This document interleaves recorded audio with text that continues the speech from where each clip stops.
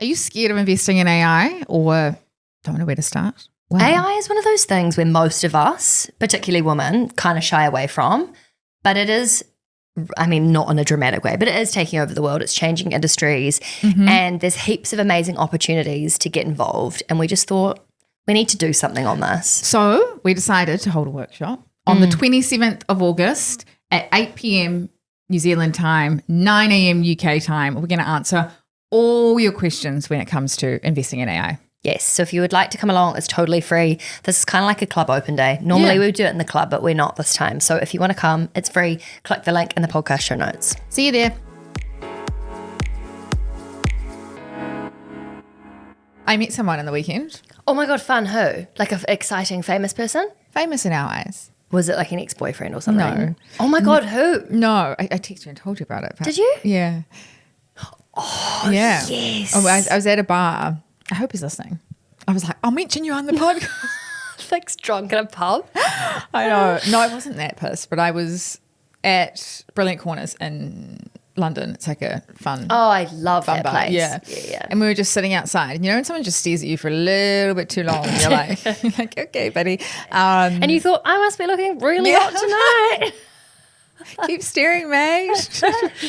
No, and then he was like, oh, I love your podcast. And I was like, hang on, is that a British accent that I hear? I was like, do you have any tie to New Zealand? Nice. And he's like, no. I was like, none at all.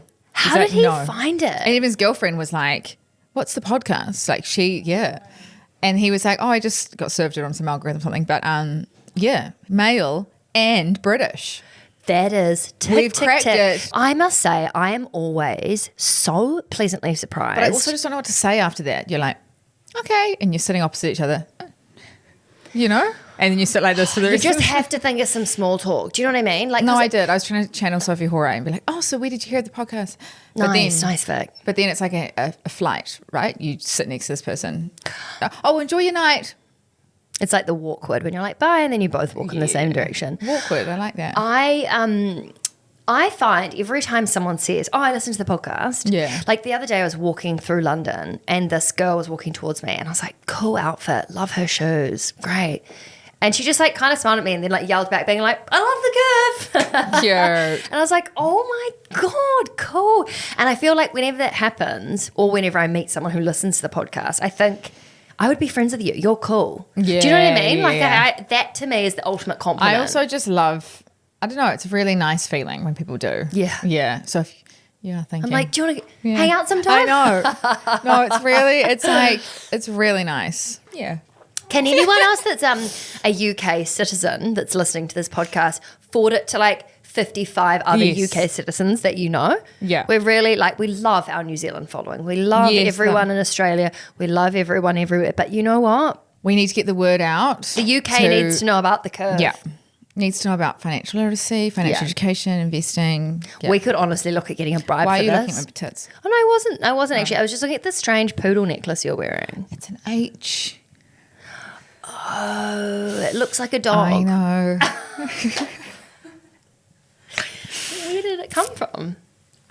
I got it for Christmas From who? from Flowerman. Oh, cute. H. Okay, I'm going to give more context. This necklace is like, it looks like twisted metal. Like as if someone's tried to make an H and it's accidentally got a poodle head, is what I would say. Yeah, it's like It's really cute. calligraphy kind of vibes. Yeah. If you would like to see it, you can watch it on YouTube. And we're in 4K, so you'll be able to see all the twists What do you and reckon, turns. Emily? Is this good promotion? Yes, great. Yeah, H is my last name, Harris. Nice. And his last name. Got it. Yeah, nice. Yeah. So it's a subtle instead of being like Love having you. a heart around my neck with his or like name. the best friends, the split in half thing. I had those. Same. Fuck, I love I them. always got the ends one, like the shit side of the yeah, heart. yeah. I always wanted the beef fry, and I always got est ends. I just like wore mine for a bit, and then you'd have a fight, and you'd be like, "I'm not wearing mine," and then you'd go, and then you'd lose it, and then It was the ultimate compliment, wasn't it? shit, yeah. I'm giving you half my heart. Yeah. God, we were cute. Same as like you're invited to my birthday party, and then oh no, you're not. Oh yes, you are. Oh, no, Do you you're know not. what I have Yes, you thought are. about this? I think being a kid is so ruthless. Like I know that we're like, oh, it's so chill. You don't have to pay for anything. You don't have to think about anything. You don't have any responsibilities. I reckon being a kid was I felt so many intense emotions. I felt like, I don't know, school was really bitchy. Like I had great friends, but I don't think that I would go back to being 10 if someone said you have the option to go back. Oh, I would. Would you? Yeah. Oh, God. How fun. All you have to worry about is like playing in the playground. I reckon absolutely. It's a no from me. I'm trying to remember myself at 10. I was doing my jazz ballet, you know. And I'm sure I've told you this. What? I was like, loved jazz ballet. And like, I was a bit on the chubby side. Anyway, they're like really hard out athletic girls. No context, just panting into the microphone. I thought I told you that. Sorry. This is so No, good. like the girls that always got the front row were like the really athletic, coordinated girls. And they always got the front row. And yeah, anyway, I was always jealous of the front and I was centre always the girl. back. And like, put me up. Yeah. Anyway, like, you know, you see all the really good performers because they exert so much energy. Because they exert so much energy. Where this is going. When they finish and they do the pose, they're like puffed and they're like, so I wanted to be that good. So at the end, I would always. I'm joking. Oh my God. And so like to be like them instead of just like being a bit more coordinated and stuff, I would always finish and be like, would you pretend to be pretend to be puffed? And I probably just look like this real unfit kid who's been at the back and hasn't really, I don't know, yeah. That is so iconic. Yeah. Oh, did you ever get put at the front? No. For like all of like 10 seconds when they'd like rotate you and then, and back to the back, yeah. But anyway, you know, so funny. Determination of a little kid. God, that's made my day. On to finance chat. Finance chat. Okay, Apple. Been a bit of news about Apple recently. So you know how we spoke last week about all the big investment in AI that's going on. We've had like Microsoft and Meta and Amazon and Google all come out with billions and billions and billions of dollars investment. But the one that's been a bit quiet is Apple. And when you say quiet, do you mean they're not talking about how much they're investing in AI? Nah, they're not talking about Interesting. anything in terms of, well, there's little things, but like they're just not doubling down on it and really promoting this massive investment that's going on. Wait, sorry. So Apple is having a massive investment. Oh. Isn't. Oh, so yeah, no, when you just said they're not promoting this big investment happening in AI, sorry. I thought you meant within the company, but you just mean in general. Yeah, no. Yeah, they're definitely kind of the laggard, I guess. And Do you think they're just trying to be subtle about it and not talk about it? Or is that but like, if you why? want to create value for the business and in terms of the share price, well, the share price hasn't done well and all the others have. Because you mentioned the word AI and everyone jumps on it and they're all like, oh my God, okay, must invest. You know, it's such a buzzword. Yeah. I just was wondering if Apple was trying to be more subtle or not be so like leaning into that. But I guess why would you not? Yeah, and I guess the difference with Apple, right, is like if you look at Google, Microsoft, for example, like they are a lot of software, like Google search, for example, you know, like that's very easily lends itself to AI, whereas Apple is like more products. So yes, you can integrate into Siri and stuff. That's what I was going to say. It's almost like the AI element for Apple isn't necessarily into the phone, I assume, and it's probably more the software or the things that you're able to do through the phone. And they are investing in a lot of things in AI, but they're just not coming out and like touting that they're spending billions of dollars. Anyway, their share price has naturally not done well. But one thing they are doing is they are buying their own shares. So they have doing... This is a green flag, everyone. Yes, a green flag, yes. So they're spending money on buying their own shares, which is what you call a share buyback. And this is effectively when a company's like, you know what, we've got this money and we don't know what to do with it in terms of whether to invest in AI or launch a new product, buy a new business. The best use of that money right now is to buy our own stock. So there must be something going on behind the scenes in terms of like they want to own more of their own business. Yeah, and the reason reason you want to do that is because you know what's coming and you know that it's going to go up and up and up. Okay. Yeah. Interesting. And this is actually a really good alternative to dividends. So they could just be like, you know what? Let's just give that money back to shareholders as dividends. But they're like, no, we want to buy our own shares. Which, when you're a company of that age, like normally you do start giving dividends when you're an older company. Yeah. Whereas when you're high growth and really just started, the idea of dividends is never really a thing. Yeah. So the well, fact you're that reinvesting back to grow the business Yeah. and keep investing. Yeah. So the fact that they're not doing that probably says that they see more growth coming. Well, yes, but technically as a shareholder, you still get the money back essentially because the share price increases. So you still get the return. It's just a different way of getting it. What do you mean? So I could own Apple shares and Apple could pay me a dividend in terms of a cash payment. And I'd be like, cool, thanks. I get that money as like profit as part of my return of my Apple shares. Or they could be like, no, we're going to buy our own shares. So the share price goes up. So it's just a different mix. But I don't still get why the return share price goes up if they buy. because they're buying like nearly $100 billion worth their own stock. So when you've got a huge buyer like that, you've got increased demand, the same amount of supply. The share price The just share goes price up. just keeps going up. Yeah. So it's not that someone's directly, unless they sold their shares, they're not making money. It's just the idea that their shares are more valuable now. Yeah. So there's like there's a capital gain, which is now a lot bigger, or you can have, say, a mediocre capital gain and a mediocre dividend, which added together is the same, effectively, in a really crude way, effectively the same return, just a different way of giving it to shareholders. I might just strip this back because I know what you're saying, but I think there might be some people that are confused. So basically, when you own a share, the whole idea of buying into a company or owning a company is that you want to make money. Yep. There's heaps of different ways that you can make money through those stocks, and often in slower, kind of like low-key, boring companies like a supermarket, your share, like your return will be often like whatever your value of that share is, plus sometimes you'll get a dividend. So it might be like, let's say your return is 10%. So you have one share, you're getting a 10% return. So maybe half of that might be dividend, so you get it straight back into your bank account, and half of it might be the value of what that share is. In this situation, for an Apple share, because Apple are buying heaps of their own stock, the actual share price is going up. Yeah. So you might be getting a 10% return too, but it's tied up in the share price opposed to you getting money back into your account, if that makes sense. Yeah. So there's two ways you can get a dividend, like two ways of getting a return is through a dividend or the change in the price of your what you investment. own. Yeah. It's like a house price going up. Yeah, you your get house rental price is income. going up, or you get a house, rental income. Yeah, rental income. Yeah, and so with dividend paying companies, usually the change in the price is lower. Like it still goes up, but not nearly as much as a kind of a growth company. And then the difference is made up with dividends in a really, Which is why when you look at your return or what your money you're making on things, you have to look at all the money you're getting, because it's you might be getting a 10% return plus another 5% dividend, which means your return's actually 15%. It's like our shares in the curve, right? We could say we made $1 million this year, and That'd be nice. we could either take that as a dividend and be like, you know what, let's take that and run with it.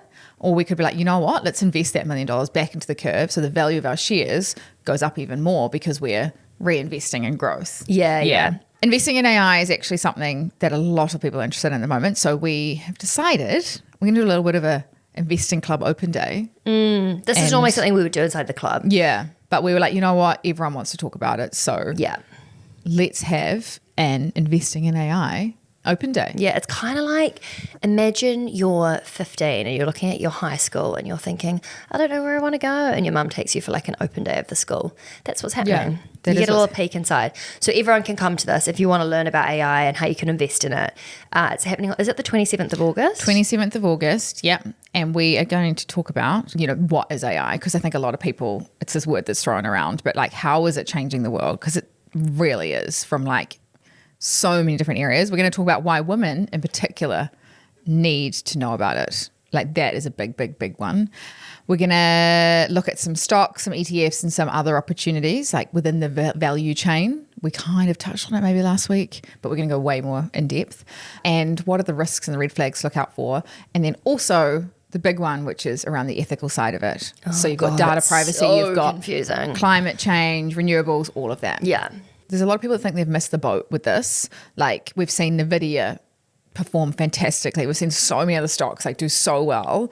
I just think it's so easy to feel left behind in so many situations. It's just not too late. Yeah. Like, okay, it's think about the internet when it first started. If, all of a sudden online shopping happened, just another subtle plug, I was the first person in New Zealand to do online shopping. I was on the news for it. Well, actually, it was my mum. But I was eating a pink sticky bun in the background on the news. Lol. Anyway, point is, if you had that had started happening and you thought, oh, I've missed the boat, I can't invest in the World Wide Web.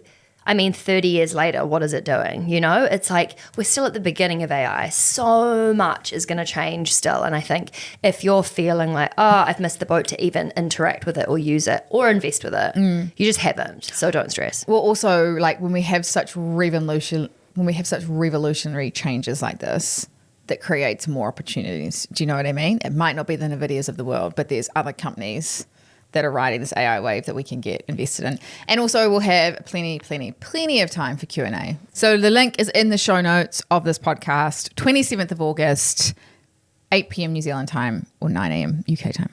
See you there. So just finishing up on Apple is that Warren Buffett has actually come out. Oh, I was going to say, because Warren Buffett did a massive investment. This was the only tech he invested in, right? Yeah, in 2016. And he's made like massive profits out of it, but he has started to sell down like in 2023 last year, and then again it's come out. So you only know this when they release their quarterly financials because they have to disclose it. So yeah, he was selling down in the June quarter. He sold $4 billion worth of Apple shares. So maybe he's just selling and Apple's just buying them, and they're just like this, they're kind of in these cahoots. No, I'm joking, but yeah. He's still got about $60 billion of Apple stock. So he's still very much invested. And that represents about 20% of his overall portfolio. Oh, so he's still got 20% of his whole portfolio as an Apple. So that's a lot. Yeah, still a big bet. I just feel like if I look at the iPods from a million years ago and how much the products and what they offer has changed so much. They're such an innovative company. I agree, yeah. Like I just don't, they're so far ahead of other brands. How cool are iPods? Yeah, I know. Wouldn't it be great if you could listen to music and not get distracted by millions of other apps? Like if all you were doing was listening to music. I feel like there's a bit of a nostalgia going around. People are going back to string headphones and shit. Oh, same. Oh my God, I've gone back to string headphones. I know, I saw that. Oh, okay. Cool. Obviously judging me. I love them. I want to, just because I don't want to get my phone stolen in London. No, doesn't help. Yesterday a friend got their phone stolen in London while using wire headphones. So it's rife here. There's this weird thing where there's all these little kids on bikes with balaclavas and hoodies, and they just go around and grab people's phones out of their hands. Every 15 minutes in Mayfair. Oh my God. And Mayfair just for phone context companies, is like the nicest, such a nice part of London. Which is probably why. Yeah, you would think it would be in like a place that you felt a little bit on edge, not like. Yeah. They've started to put stickers on the pavement saying don't hold your phone this close to the road. Whoa. Like all these markings in Oxford Street saying don't hold your phone, like stay on the side. So I'm like... do you know what? It's annoying. Like it's annoying from a financial perspective. The most annoying thing for me is the idea of having to get into all my bloody accounts. Like I would just be like, cool, don't have money. I think it's don't just have this, don't have like. I think it's just a defeat. You start running and you're like, why am I running? Yeah, you're on a bike. This is what my friend said yesterday. He was like, oh, I just didn't even bother. I was like, there's just no point. You just feel so stupid. You're like, oh, of course, yeah. Anyway, also a shining star in the club. One of the stock ideas that we spoke about very, very early on in the club. Has come out with a financial result. Duolingo. Oh my God. Do you know another language? No. So. No, that's a no. That's a no. That's a bit rude. Well, like you either do or you don't. Well, there's no like I can say bonjour. No. So when I was living in Mexico, I found this amazing Spanish teacher, and my plan was like, great, perfect. Who else did you find? Heaps of hot Mexican men. Like, oh my God, get me back ASAP. So I started learning Spanish. Oh, yeah. And 2 weeks in, when I was like, perfect, this is my moment. I'm going to start getting fluent. Lol. Couldn't speak like a lick of it. And anyway, then COVID happened. And that was my like moment. I was like, and set it up stopped there. You from speaking? Yes, because I had to move home. Oh, sorry. And I left my amazing teacher. Oh, gotcha. And since then, it doesn't quite. Teacher? No. Oh. She was like a 50-year-old woman. I promise. It was not sexy. Anyway, so the answer there is, sorry, more simply, no, I can't. Can you? Thanks for that. You can't, can you? No. I can speak a few words. Oh, wow. Yeah. Amazing. I must say, I think this is like the biggest gift you could give a kid is bilingual from a young age. But I think you have to live there, right? Like I know Duolingo's done so well, and like I remember before I went to South America, I was in the car on the way to work. Honestly, your listening South to America Duolingo. trip makes an appearance every podcast. I'm like, go on another trip. She's like, this one time when I was 19. Just one time in Bandcamp, yeah. Oh my god, am I that person? Wow. But I think Being immersed in. I agree. Yeah. I don't think I'm going to learn. I mean, I haven't really tried, but I don't think I'll learn a new language via Duolingo. Well, lots of people do. 48 million a day use Duolingo. Oh, that's huge. Yeah. Imagine the customer inquiries. They'd be Me? in so many different languages, wouldn't they? Just imagine 48 million people using your app and it goes down for like 10 seconds. They're like, I'm trying to learn cat. Yeah. I need to find. Anyway, it's done really, really well. But recently. No, you need to give a bit of like, be more confident here, Vic. We spoke about this Yes, yeah. in the club. It's up 70% since we spoke about it. Yeah, That's insane. insane. It was actually up about 150% and then it's come down recently. okay. But Still insane. yeah, it is still really good. In a year, it's up 70% and the market's done, what, like 10%? Wish I'd invested when we spoke about it. What an idiot. I literally did. What? You spoke about it, I was like, I'm going to invest. Excuse me, over here to the microphone, Emily. We're just sorry. Emily's just. We've got we a new need to portfolio manager in the house. Yeah. No, as soon as you spoke about it in the club, I immediately invested and then saw it go up. And I actually wrote in the club, has anybody else Duolingo go up? Wow. Also, I flipping love Duolingo. I think their business model is insane. As far as apps go, 10 out of 10. But see, that's a good example, right? Like you understand the app, you use the app. So the idea of investing is not that scary. Because No. you're like, oh, I get it. Cool. Great. I'll invest. How much did you put in? Not a lot, about £100. No, it's fine. But still. And so it's gone up to what, like £170? Yeah, but then it's come back down recently. But still. Love that. That. Yeah, the little owl. She wasn't paid to say that, by the way. No. Well, technically she was. But yes, they're expanding kind of beyond just languages and moving more into chess and like games and stuff. Like, because if the Okay. app's really good to use, you could, you know, you get people on there, they can do anything really. But the reason it has slowed down recently is competition. People are now using ChatGPT, they're using Google Translate's getting really good in terms of like learning language. So there's, I think, them diversifying into other things beyond languages is quite good. Anyway, there's another thing I found. Well, I found some research that found it. There's been... Get oh my it God. out. Sorry. Jesus. There is a correlation between the number of times that a luxury brand is mentioned in songs and its sales and therefore its share price. No. I was like, who is doing this research? Quite fun to be like, I know, I want to see if there's a correlation between share price returns and brands in music. This must be the same for any cultural reference, I think. Whether Yeah. it's films and it's a product. Yeah. You know, we spoke about the Birkin in Sex and the City. Or, I mean, this is a weird example, but even like in pop songs when other artists refer to other artists, you know, Yeah. like, you know that Nicki Minaj song and it's like something, something, something, something, Selena, you know? That's Selena Gomez. Yeah. Oh, Yeah, that's what I mean. I think we mean Selena. And every time I hear it, I think Selena Gomez. Yeah, You know, like I think yeah. there's a lot of like cultural nuances that feed into popularity across Yeah. different things. I agree. Yeah. And it's all intertwined, right? It's like the reason they're talking about it in songs because they're so popular in pop culture and then that leads to sales and yeah. And it's probably in their video clips and then it's like, you know, like there's probably a lot of, but anyway, there has been this research that's been done. And so I wonder if they pay for placement. probably, definitely in movies and stuff. Yeah. Like Pharrell Williams, right? He was like creative director at Louis Vuitton. Even that, like him becoming creative director at a fashion label and he's a singer. But like I remember back in the days, I've moved on from this obsession, but watching Gossip Girl and they would have I think your Gossip Girl comes up as much as my South America trip. Yep. It does. That's valid. Look, the good news here is that I've stopped watching it. Oh, good. But it does have like, do you remember vitamin water? Those like, it was yeah. up all the time. And, That was and 50 cents, wasn't it? Or something? I don't know. Do you mean price-wise? No. 50 Cent owned it? Yeah. Oh, I didn't know that. Yeah. Jesus. God, sometimes I'm so culturally irrelevant. Me, as if I knew that it was 50 cents as well. Yeah, Like, look, work. she's always been well read. Yeah. But my point was, I remember seeing it, you know, the 17th time I watched it, and I thought, that must be product placement. Yeah, no, it's definitely a thing. I think what happens is there's the really cool people of the world who genuinely put it in because they want to. Yeah. And then there's the people that, because, well, I was going to say, because there'd be people that are paid to do it, right? Yeah. It's almost like, influencer energy. And people are like, thank you so much for my coffee. And it's like, you paid for that. Do you know what I mean? Like, there's probably an element of that, but within. Well, it's trying like to look Addison like Rae's paid. Diet Pepsi. I'm like, that is surely paid. And she's like sonning around with this Pepsi, This is maybe the most genius thing you've ever said. Yeah. You're right.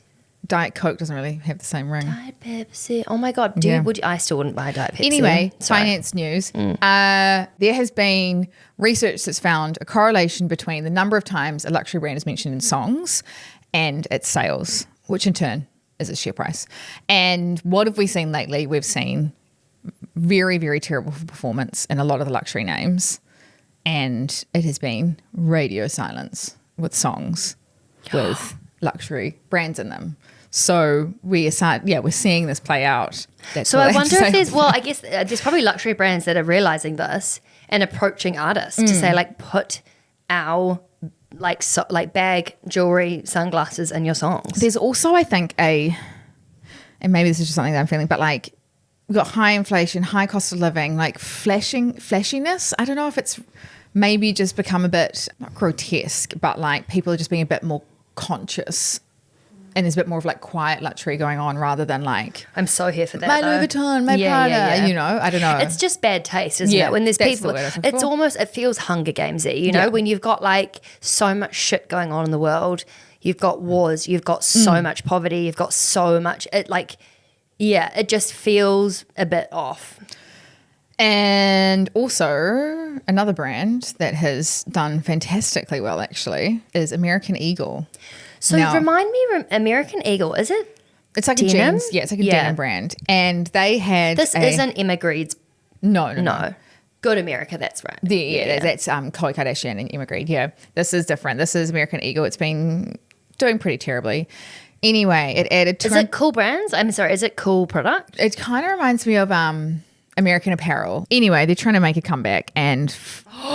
Is this the Sydney Sweeney thing? Yeah. Sweeney. They did a big campaign with Sydney Sweeney. And this was bad. This was so bad. She was like, I have good jeans. This is not me telling you to buy American Eagle jeans. Sydney Sweeney has very jeans. You see what I did there, right?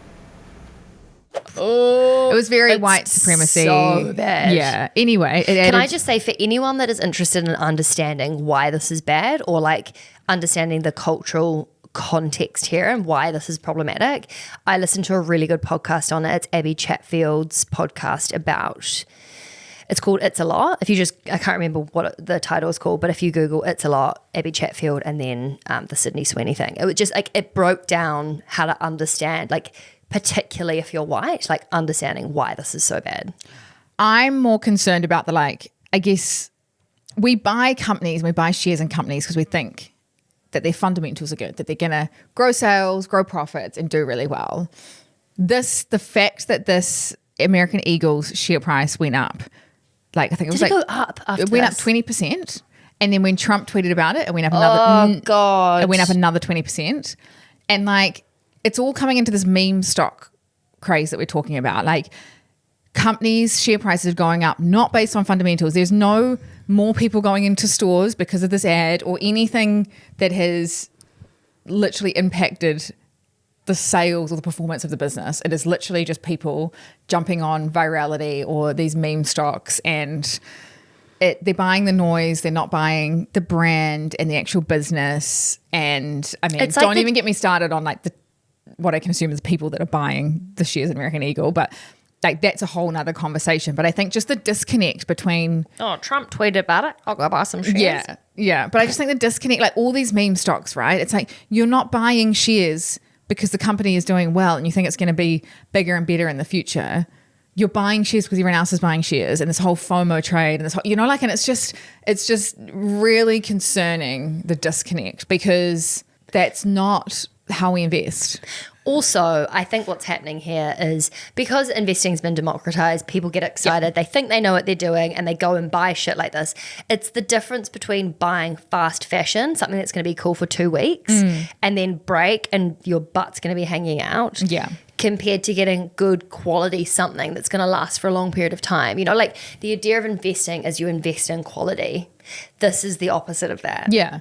And it's like, this is like you wanting a quick win. Like you want, when we invest, it's patience. It's like you have to have that long-term mentality. And with meme stocks, it's like, I want to make a quick buck. I want to invest. Yeah. And it's just really scares me, let alone the whole connotation with this Honestly, campaign. I couldn't be further from this. Like, as in, God, you couldn't even pay me to own that company. Yeah. I just don't understand. I mean, we're getting not financial now, but how that campaign got through so many different people. So this is what the podcast that I was suggesting is talking about, because it's the idea that representation is so important within a company, because there would have been... The reason it got through so many people is because everyone would have been... Everyone would have been white privileged. And so anyone younger who thought they needed to be like, hello, this is problematic, there's not those people that need to be in the room to help make the decision on whether or not it is or isn't okay. Well, it's like the Victoria's Secret argument years ago, and it was men sitting in a boardroom dictating, saying that there was perfection in women was Victoria's Secret models, and that's what every woman was wanting to strive to be and every man wanted to be with. But it's like, no, that's your little microscopic view of what is view, beautiful, because you're all from a similar background. It's like that scene in the Barbie movie where you go in and like she's exactly. like got the boardroom and there's like 10 white middle-aged men being like, this is what Barbie should look like. Yes, exactly. And it's like, of course that's what you think is attractive, but there's also like so many different versions of good genes, like in relation to this brand. And I think, it's so problematic. We could talk about this forever. But the next meme stock, not as exciting, is looks like it's going to be Gregg's. Sorry? Gregg's. What is that? Like Gregg soup? No, Gregg's the bakery. It's kind of like a Pret, Costa. It's like on every street corner in London. God, they're really struggling and short sellers. So remember, these are the people that they think that the share price is going to go down, so they want to get in and they make profits when the share price falls. Is getting up and up and up and up, and it's the highest level it's been since 2008. So Gregg's. Go Gregg's. Yeah. Are we happy for Gregg's? I mean, no, you don't want a lot of short sellers owning your stock. Well, owning, because then they want your share price to do terribly. Okay. So yeah. And lastly, I mean, we may as well talk about AI again. Oh, yeah. Just, beginning and end of the podcast, really rounded out. Perplexity, which is an AI startup, has actually made a bid for Google Chrome, which, I can see why you're puzzled. Like, it's not for sale. It's part of Google. Like, what? But they are like circling like sharks, essentially. So they've made a bid for $35 billion because they think that Google is going to have to be broken up and sold, and they want to be in the sidelines. So is this like last year, or not even last year, maybe, I can't remember when it was. I feel like it's been going on forever. And it's just the idea they're too big. Yeah, they're too big and they need to be broken up. Well, it's not just they're too big. Like, you can be big, right? As long as you're fair. And that's what the US, I think it's a federal court or whatever, is saying, is that Google has got so big in search, but they're actually being anti-competitive in that they have done like exclusive deals with wireless carriers, broadband networks, browser developers, like even Apple, like having like exclusive offers, being like, you can't have other search engines in there, like all of that kind of stuff is anti-competitive. But and so that's why it might need to be broken up. And who's Perplexity, the one that's thinking of buying it? Yeah, Perplexity is just like a ChatGPT, really. It's just like an AI agent. Can you buy Perplexity? No, it's not public. Interesting. Yeah. So how on earth do they have $35 billion as a private company? Well, you would raise money, right? You'd go to investors and be like, hey, this is going to be game changing. What would happen to Google if Chrome got bought? Well, you'd just get like that money. They'd just get a good value, get that money, put it back into the business and invest in other things. Or they'd sell part of it. But like, it's not damaging. It's just like you have to sell it. It's being like a forced seller of a handbag that you really like. Terrible analogy, actually. It's like being a forced seller of your car because you own too many cars. I'm really struggling It's with very it. hot in the studio. know, We're losing our minds a tiny bit. But essentially, it's like selling one of your.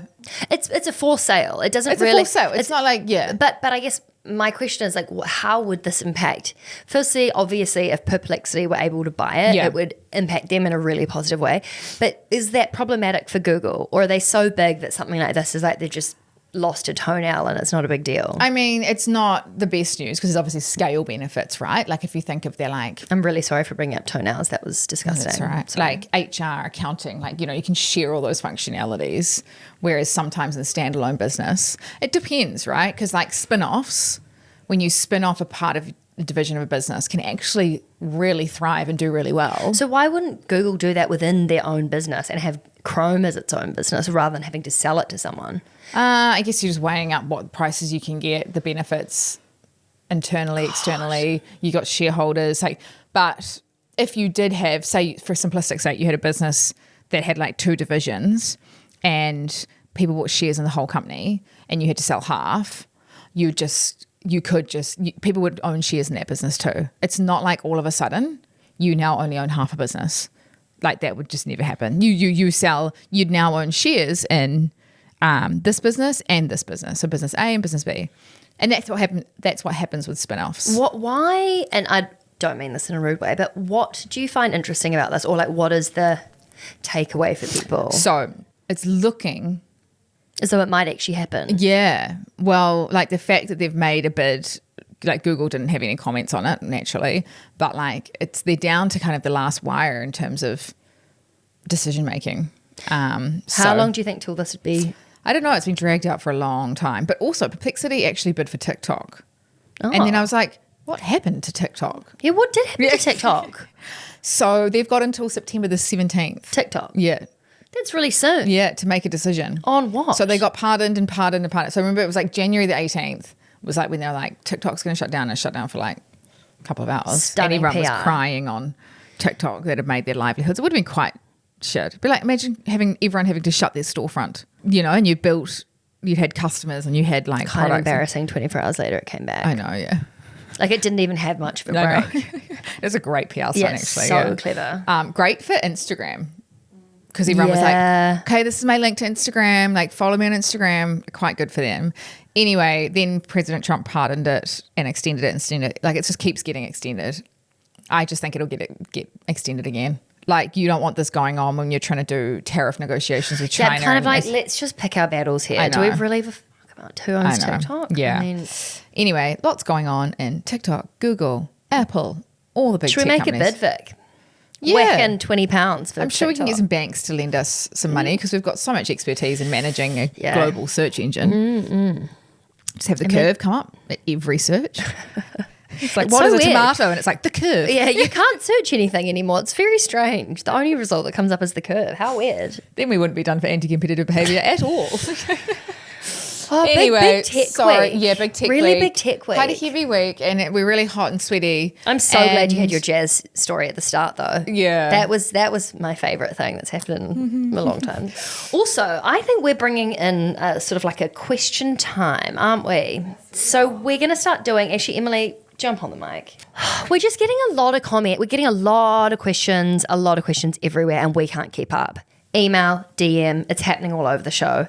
And I feel like we're being a bit shit on the replies, and we thought, let's just bring it all in one place.